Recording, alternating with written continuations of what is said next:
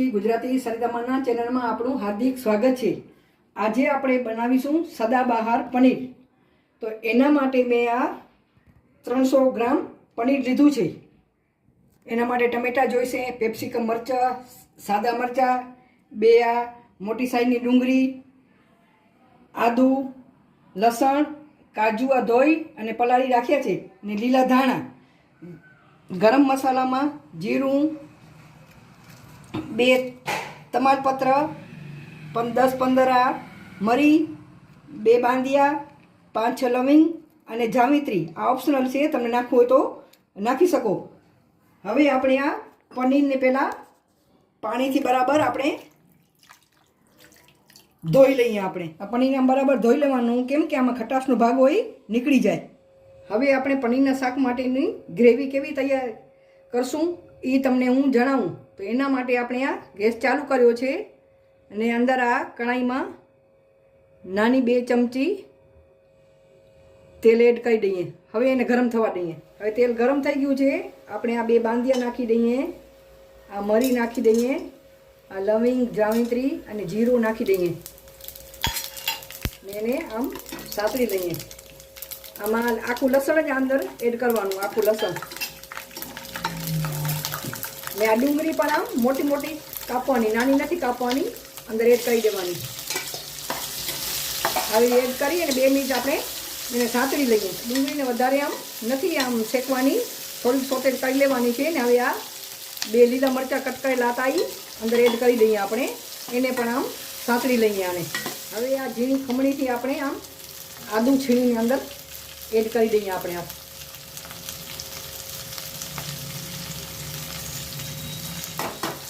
આવી રીતે આમ આદું એડ કરી લઈએ અને એને પણ આમ સાતળી લઈએ।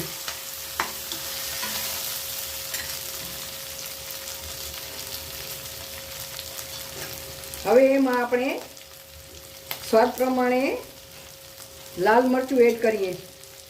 આમાં કશ્મીરી મરચું નાખવાનું ને તીખું મરચું પણ એડ કરવાનું, બરાબર, એનાથી કલર પણ સારો આવે ને ગેસની ફ્લેમ ધીમી રાખવાની એમ। 1 ચમચ હળદર,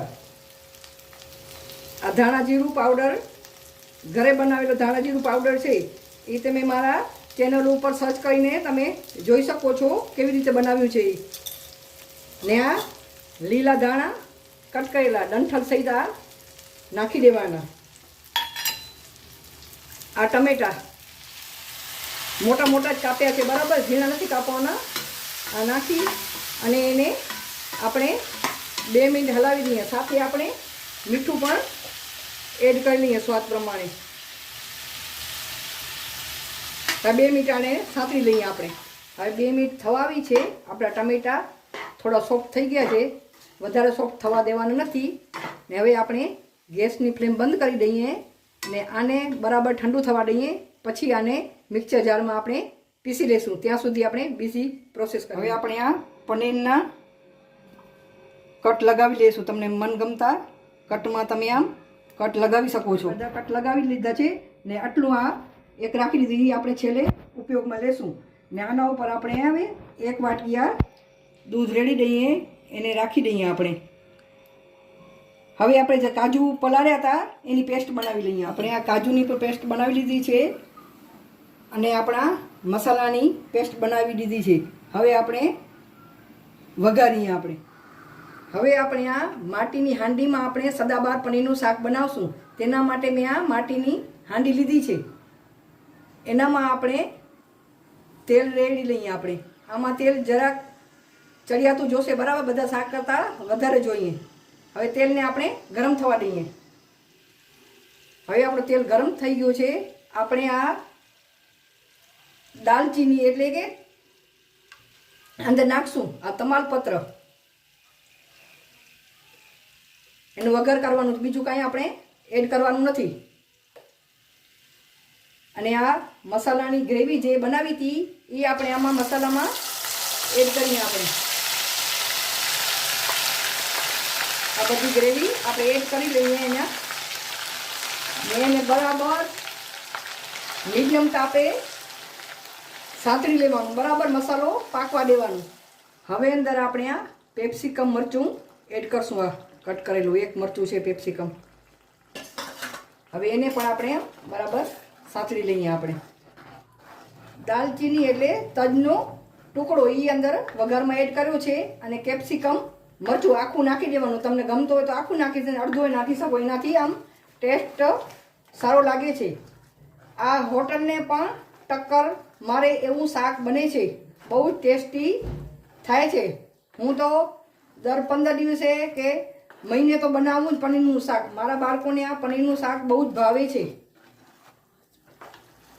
મસાલો જોઈ શકો છો બરાબર સતળાઈ ગયું છે, તેલ ઉપર આવી ગયું છે. આમ આપણે હવે આમાં ગ્રેવીમાં મીઠું નાખ્યું હતું એટલે જોઈને મીઠું અંદર એડ કરવાનું, વધીને જાય ધ્યાન રાખવાનું.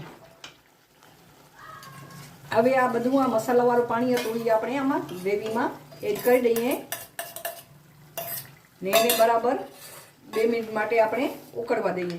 હવે 2 મિનિટ થઈ ગઈ છે. આ પનીર આપણે દૂધમાં પલાળ્યો હતો તે અંદર આપણે દૂધ સહિત એડ કરી દઈએ. આપણે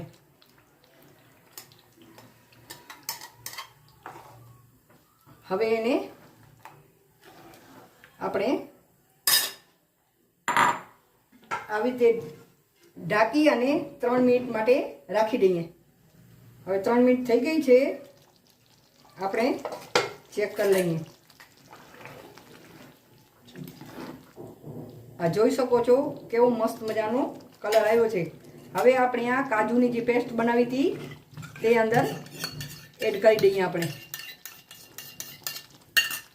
એને પણ આમ હલાવી લઈએ.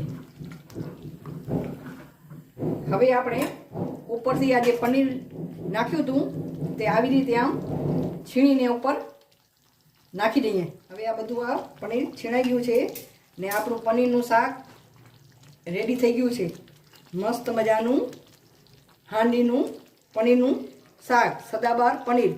આ રીતથી તમે ચોક્કસથી ટ્રાય કરજો અને મને કોમેન્ટમાં કહેજો કે તમને કેવું શાક લાગ્યું. હવે આપણે છેલ્લે આ પનીરનો એવરેસ્ટનો આ એક મસાલો છે તે 1 ચમચ આપણે એડ કરીશું અને આપણે ગેસની ફ્લેમ બંધ કરી દઈએ. આપણું શાક તૈયાર થઈ ગયું છે. આપણું પનીરનું શાક તૈયાર છે. મારી રેસીપી તમને ગમે તો લાઈક શેર કરજો અને મારા ચેનલને સબસ્ક્રાઈબ કરજો ને જરૂરથી કોમેન્ટ કરજો. આભાર.